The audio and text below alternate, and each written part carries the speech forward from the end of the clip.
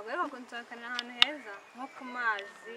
n'ibyo wowe ubona atari kumfata nabi koko ngufata nabi gute amazi ahoraho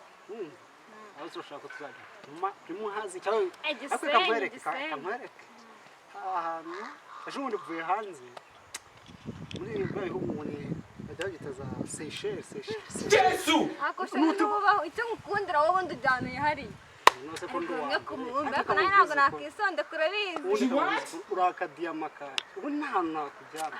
icyo ngukundira wowe icyo ngukundira rega ni icyo amurizo kuje hari umucanga mwiza aho batuzana icyumweru kimwe hasi ukwezi so ariko icyiza biracyari imbere umuntu amaze atajyawe ni kinini ikibazo cyawe ni kimwe mbana nawe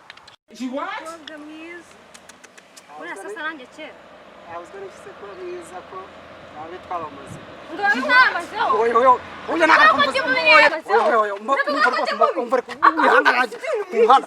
kunjogoreza rero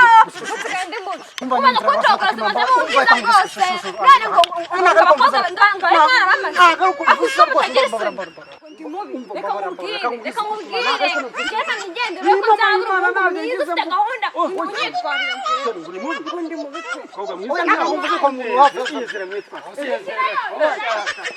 hasa uragenda nikaye kuzamuka cyane cyari sawa